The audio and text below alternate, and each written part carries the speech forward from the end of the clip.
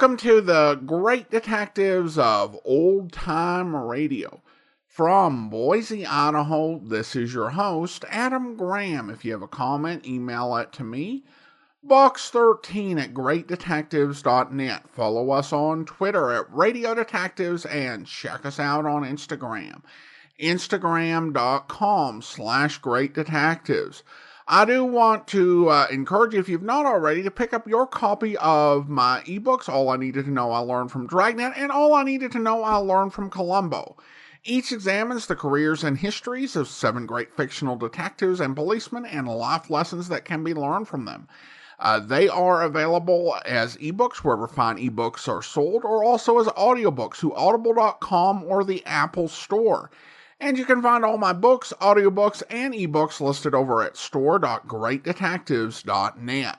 Well, now it's time for this week's episode of Philo Vance. The original air date, December the 13th, 1949, and the title is The Gray Glove Murder Case.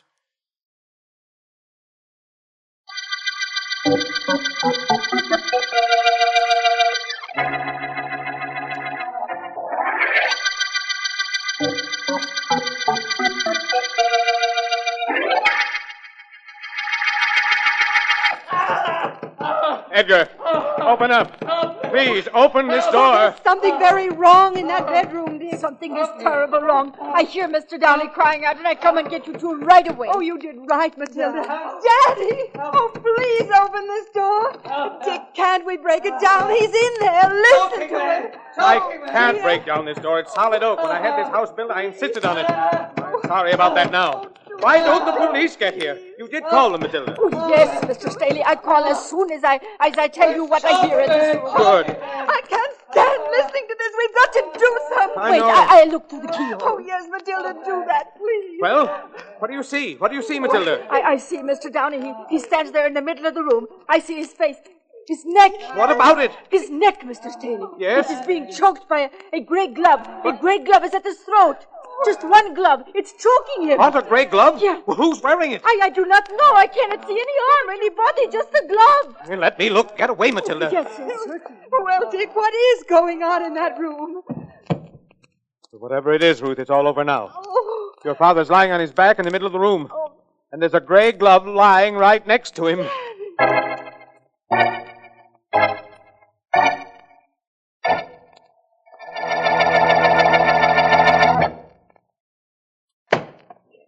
A few more with the axe ought to do it, Riley. Okay, T.A. These oak doors are sure tough. Stand back, Markham. Right.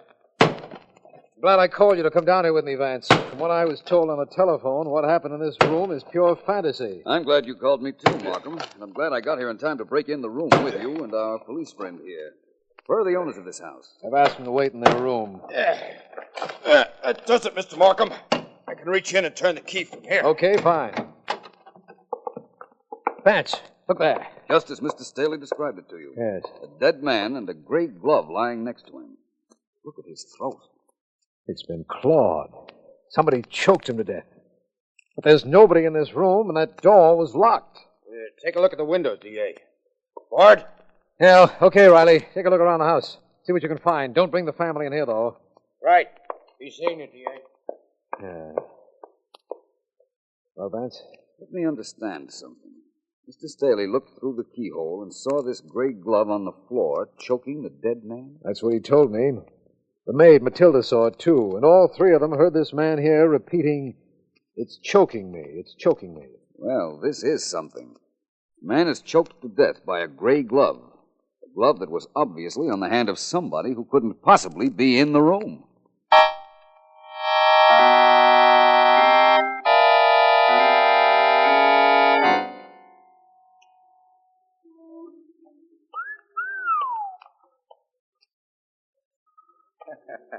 Didn't give you a tumble, Joe. You must be losing your stuff. Kind of nice you was. Who needs her? Hey, the fellow's inside the store. You want to go in and chew the fat? Who needs it? Besides, Sammy, I got a date. Who with? My girl. Oh, Marge? Who else? Good thing she didn't come along when you were whistling at that dame. So if she came along, so what? So she'd see me. What is that, a crime? Not to me, it ain't. Hey, tough break about her grandfather. The guy who got choked to death in his room? Yeah. Yeah, tough break. He didn't like you. Who needed him? Marge likes me, that's all that counts. Hey, scram, Sammy, here she comes. Okay. I just want to stick around, say hello. Okay. Hello, Joey. Hi. Hello, Sammy. Nice to see you. Thanks, same to you. Joey and I were just talking about your grandfather. Joey, Shut up. I didn't say nothing. I just said you and I were just talking about Marge's grandfather. That's all I said. Joey, could we Of go course, somewhere? everybody knows you didn't like Joey here and was raising the roof because you used to meet him on street corners. But I wouldn't say there was any reason to kill a guy, would you, Marge? Joey, please, let's go take a walk or something. Who needs it? Wait a minute. I want this guy to keep talking. Let's go, Go Joey. on, Sammy. You were saying? Nothing much. Just that I don't think you'd kill a guy for not liking you to go out with Marge here. Of course, he wouldn't be the first guy you knocked off, but...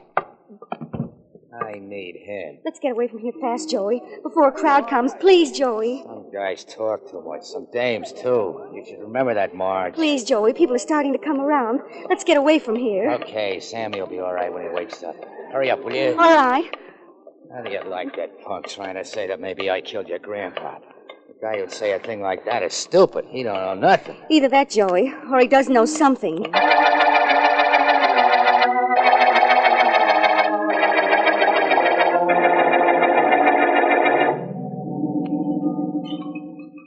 I've never known you to question anybody in a kitchen before. There's a first time for everything, Markham. Matilda, Yes. you don't have to stop washing those dishes to answer some questions. No, I don't stop. Good. How long have you worked for Mr. and Mrs. Staley? 30 years. I come with them when they first get married. I stay with them ever since. They're very fond of you. I was talking to them right after the body of Mrs. Staley's father was found in his room, and they told me how highly they regarded Oh, you. they are good people. Were they happy, Matilda? Oh, yes. So happy. Well, Vance, I guess that tells us nothing. What did you want it to tell us, Markham? I was hoping your questions might shed some light on the ridiculous situation in this house. Our man could be choked to death with a gray glove, which we found on the floor. Oh, that. Yes, definitely that. Mr. and Mrs. Staley heard her father cry out that the gray glove was choking him. But after looking through the keyhole, they could see neither body nor arm attached to the glove at his throat. There was a slight inaccuracy in your description of what happened, my friend, but it doesn't matter.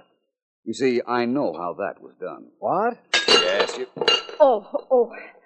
I'm so clumsy. I'm so sorry to drop the dishes. I picked them up. Nervous, Matilda? I don't think so. It seemed to me that you were. You knocked over those dishes when Vance said he knew how Edgar Downey was murdered. Well, I'm sorry. I know.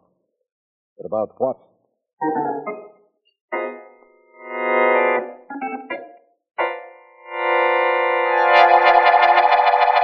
I think, now let me see, I think it's a little tight across the shoulders, Mr. Brooks. Fix it. Certainly. Would you care for a little extra drape in the suit? Who needs it? But, Just Mr. make Brooks... sure there's enough padding in the shoulders. Oh, don't worry, Mr. Brooks. I'll especially see to that. You want the trousers pegged, of course? What else? And see that they come up high enough, you hear? Oh, yes, Mr. Brooks. Okay, that does it. Now, when do you want me to come? Joey, you in there? Who is that? My girl, what's she doing here? In here, Marge. Come on in. Joey, I've got to talk to you. Don't talk. Alone. Oh, yes, sir, Mr. Brooks. The fitting was about over, you know. I'll see you Thursday. Joey. Marge, Joey, what do you think's happened? how do I know? Philo Vance is working on the murder of my grandfather. Yeah, he's got a job. Mm-hmm. Send him a wire of congratulations. Joey, don't fool. This is too serious. Yeah? It isn't only that he's working on the murder, but he's found out something. Lucky him. He was talking to Matilda, our cook, this morning. Oh. The district attorney was there. So? The district attorney said he wished he knew how the murder was committed, and Vance said that he knew. Oh. He did he? Joey, you've got to do something. This is for me.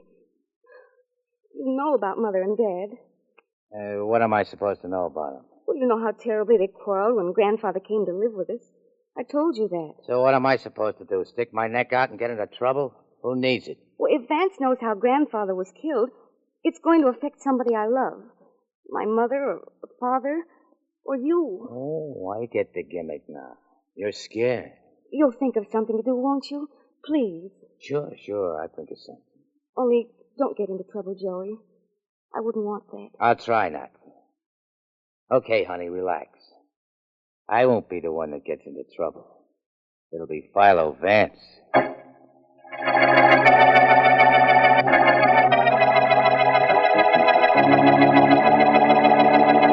Must we quarrel now, Ruth? Must we? I don't know. I'm so sick of arguing with you, Richard. So am I. Oh, I'm so tired of everything since what happened to my father. Right in front of my eyes. Happened in front of my eyes, too. Don't forget that. Ruth. What is it? We were so happy before he came to live with us. I'm sorry about what happened to him. You know I am. But can't we go back to our lives of a year ago? I don't know. I just don't know. Who is it? It's me, Mrs. Staley. Matilda. Come in. What is it, Matilda? Oh, if you're busy, I come back later. Come in now. And what do you want? Please, I would like perhaps to take off this afternoon, Mrs. Staley. All right, Matilda. If you like, why, it's You're taking another afternoon off? Yes. You're away more often than you're here.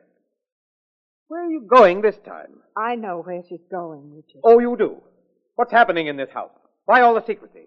Don't you think I'm entitled to know things, too? I tell you, Mr. Staley. No. Now, look, Richard. We're still finding things to quarrel about. We shouldn't. No?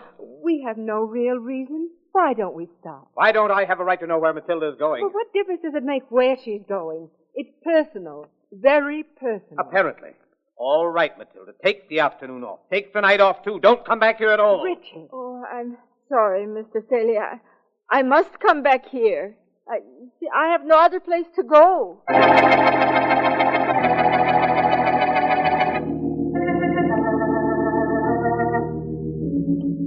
Midnight edition of the morning paper's just out.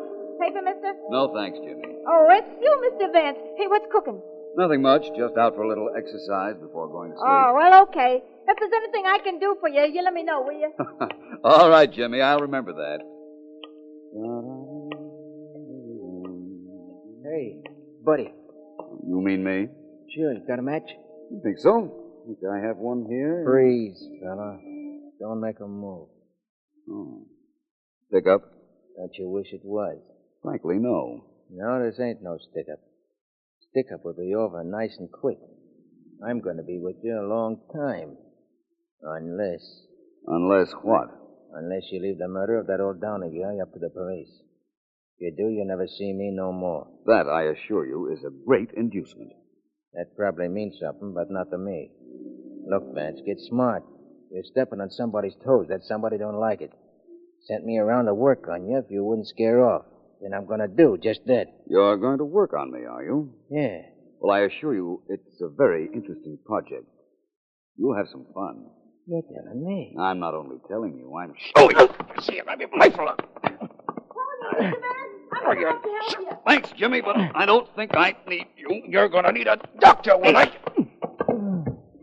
I am, Mr. Vance. Oh, wow, look at him. He's out cold. Yes, Jimmy. I was out for some exercise before going to sleep. Looks like I got the exercise all right, but he got the sleep. This is District Attorney Markham. The Gray Glove murder case opened when the body of Edgar Downey was found in his locked bedroom. His daughter and her husband and their cook heard him cry out that something was choking him, and through the keyhole saw a gray glove at his throat, but with no body attached to it. This, Philo Vance insists, he can explain, but he doesn't know who on our suspect list is the killer. Vance is in my office now, and I have several things to tell him. This isn't the right time to tell you how the gray glove strangled Mr. Downey, Markham, but believe me, I will, and very soon. I'll wait, inasmuch as there isn't anything else I can do. I'm also waiting for the autopsy, as a matter of fact, but I have something to tell you. Going to make me wait, too? No, I know you must have a reason for not talking now, but listen. Did you know that Mr. and Mrs. Staley were having serious quarrels about her father coming to live with them? No, I didn't. Well, it's true. Now, you take a situation of this sort. Two people who get along beautifully for years suddenly have their happiness threatened by a third person.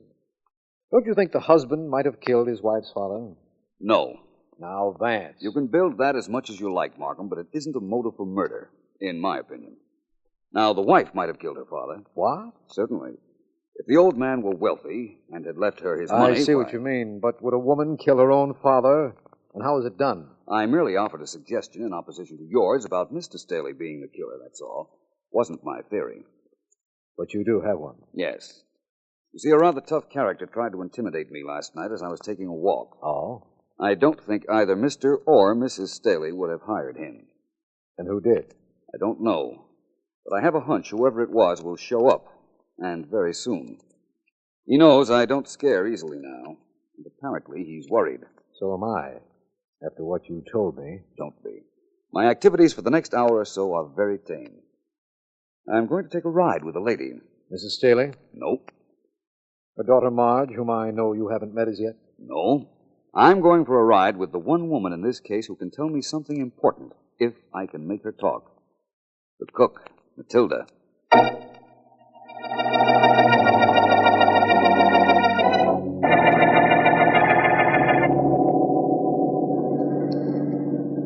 Enjoying the ride, Matilda? I like automobiles. I'm glad. You know, I like mysteries, but I don't like murders. Nobody likes murders. I suppose that's true enough. Matilda, don't you want to know how I came to pick you up in this car as I did? No. I came down from the building. You were there. You say to get in. I get in. I had followed you to that building. It was a hospital, wasn't it? If you say so. Who's ill in there, Matilda? You don't know? No. I don't tell you. Matilda, don't you see what you're doing? You're obstructing... Hey, look out! Oh, the car! It almost pushes off the road there. Yes, so it did. Oh, my. Somebody wanted to talk to me and did it the hard way. Oh. Here he comes. My. Hi. You're Philo Vance, is he? Yes. What's the big idea of cutting in front of me just now? My own idea. I get things like that all the time. My name is Brooks, Vance. Joe Brooks. I have a little information for you, my friend. Who needs it? Look, Vance, a friend of mine stopped you on the street last night. Only you stopped him. He was more of a friend of yours last night because he was giving you a little tip. I thanked him, in my own way, of course. Sure you did. Anyhow, he came to warn you to lay off this murder case. You said you wouldn't do it. Now, I think you will. How wrong can a man be? You mean me? Yes. Cut the sarcasm. Who needs it? Vance, I'm not threatening you now. I'm not that stupid. Threats don't mean nothing to a guy like you. That's pretty apparent, isn't it? What's your proposition? I'm not threatening you. I'm promising you something. Duck out of this case, or I promise you I'll take care of you personally. And, Vance. Yes? My word's awfully good.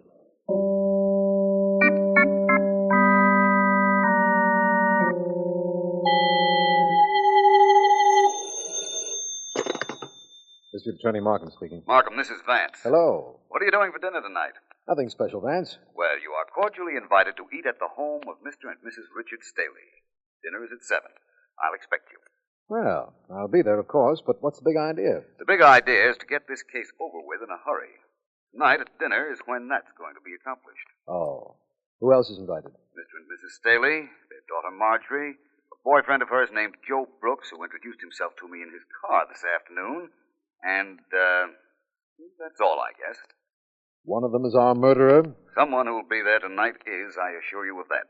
And that's when you'll tell me how somebody could have gotten in and out of the locked room and choked a man to death with a gray glove? I promise. I'll be there.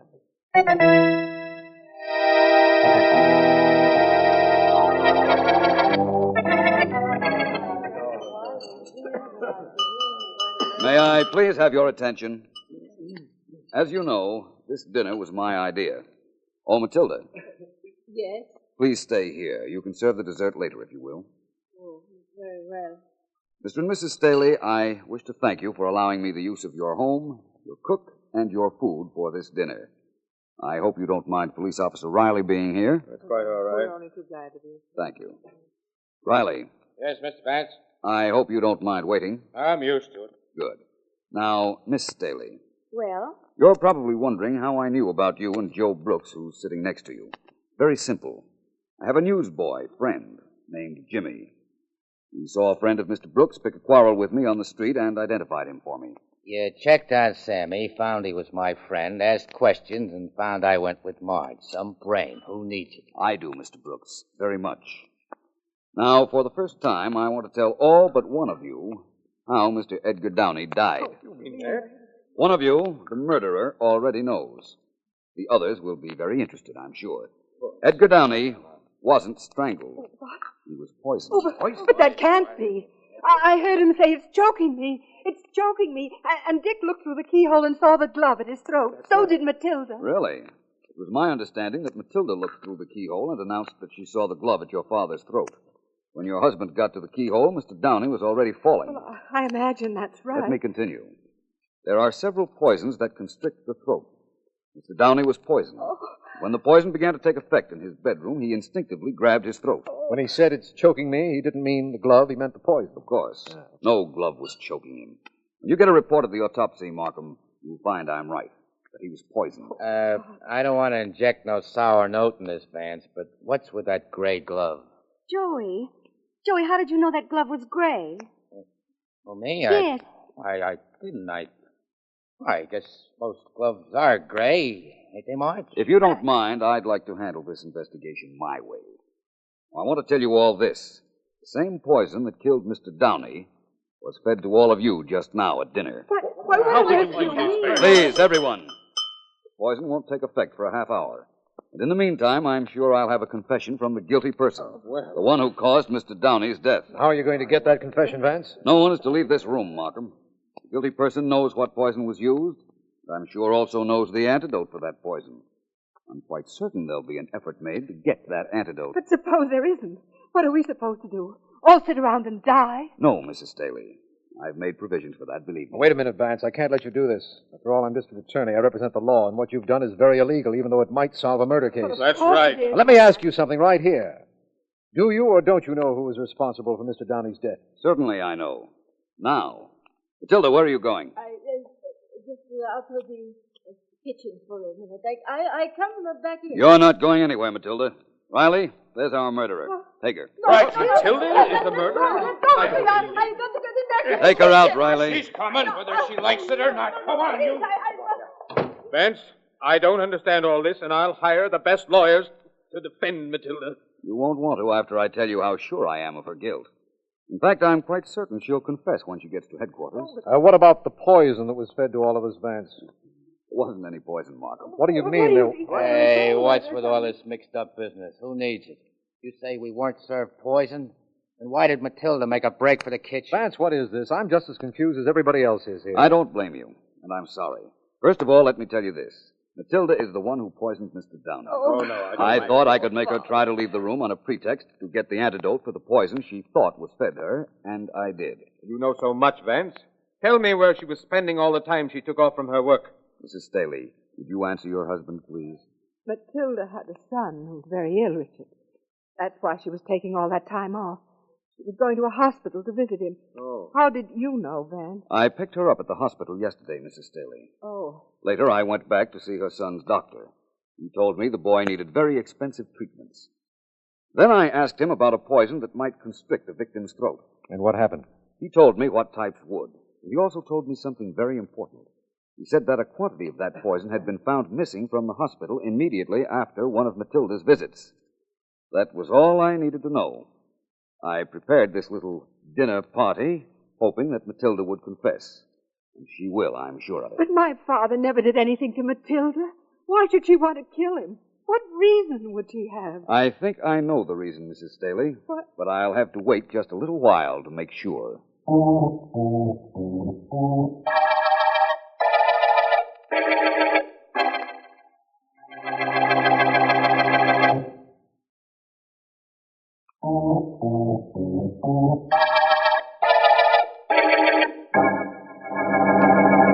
Vance, now will you please explain what actually happened in Mr. Downey's bedroom when that gray glove was seen clawing at his throat? Certainly, Markham. The glove was never at his throat. Matilda said she saw it when she looked in through the keyhole. Staley looked in just in time to see the old gentleman fall over dead. That's right, come to think of it.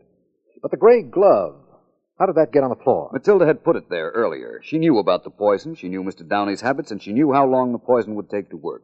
So she went to Mr. Downey's bedroom, dropped a glove on the floor, and went out, after which he locked the door in back of her. Oh, I see what happened. The poison started taking effect. Matilda got the Staleys to the door and pretended to see the gray glove at Downey's throat. The power of suggestion was so strong that when Staley looked through the keyhole, he was willing to swear that he, too, later saw the glove at the dead man's throat. Mm-hmm. Well, now that that's explained, let's go to the motive. What was it? You'll read it in Matilda's confession. Mr. Downey had left her $10,000 in his will. She needed that money for her son's treatment and begged him for it. He refused her, so she killed him. What about those attacks on you by this Joe Brooks and his friend? Joe thought he was being a gallant in protecting his girl's family by threatening me, forgetting that he, too, had a motive for the murder. The fact that the grandfather didn't approve of him. Who would? You're perfectly right, Markham. In the words of Mr. Brooks himself, who needs him?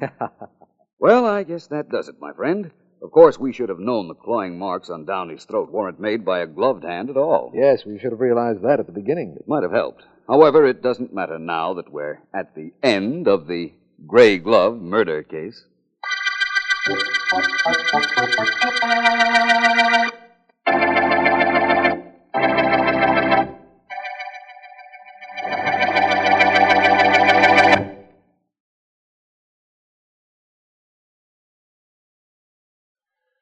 Welcome back. Characters with repetitive vocal tics. Who needs them?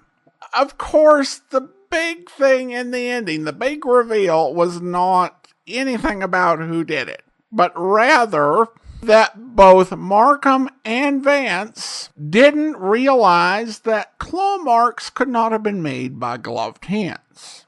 You know, the most obvious clue of all. Of course, if Vance is having an off week, it helps that the murderer was even less bright than usual. Here's my plan. I will poison him and make them believe that it was a disembodied glove hand, and the police will never find out the truth. And then in the middle of Vance explaining how the killer would expose themselves, she went ahead and exposed herself as the killer. One thing I will say for Vance is he definitely can take care of himself with his fist. As he's shown repeatedly throughout the series, I think he's only been knocked out once, but has meted out his share of physical punishment.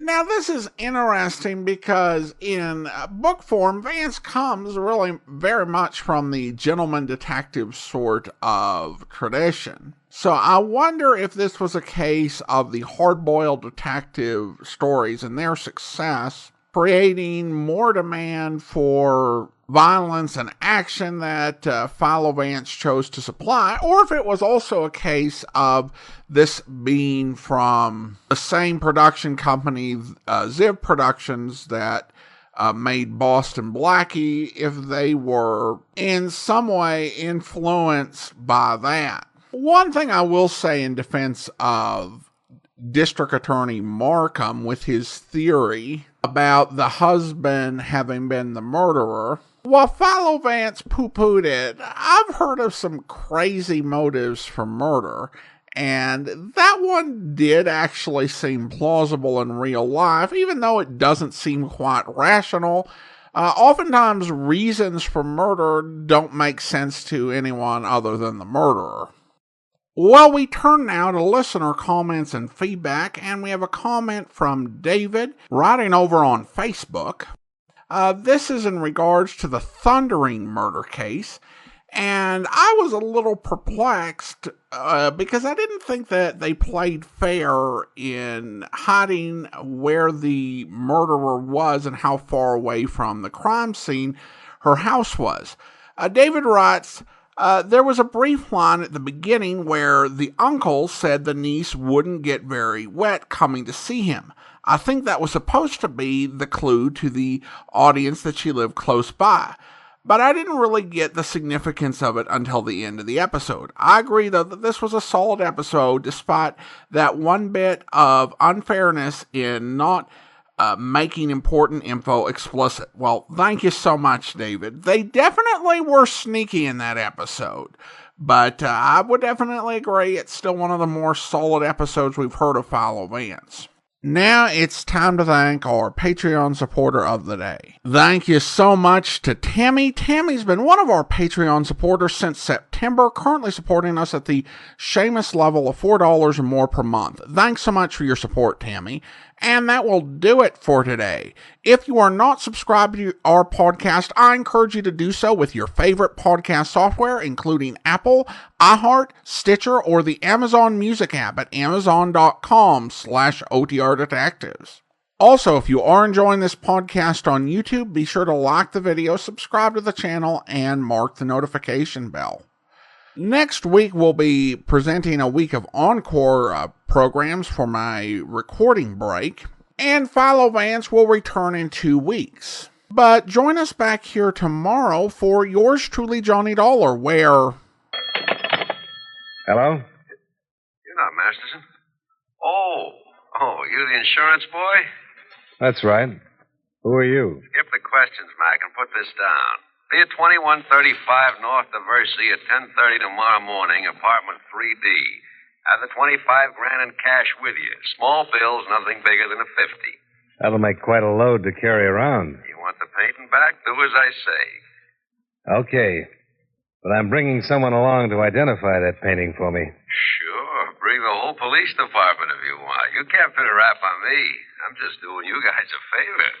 Yeah, I know. And you're getting well paid for it, too.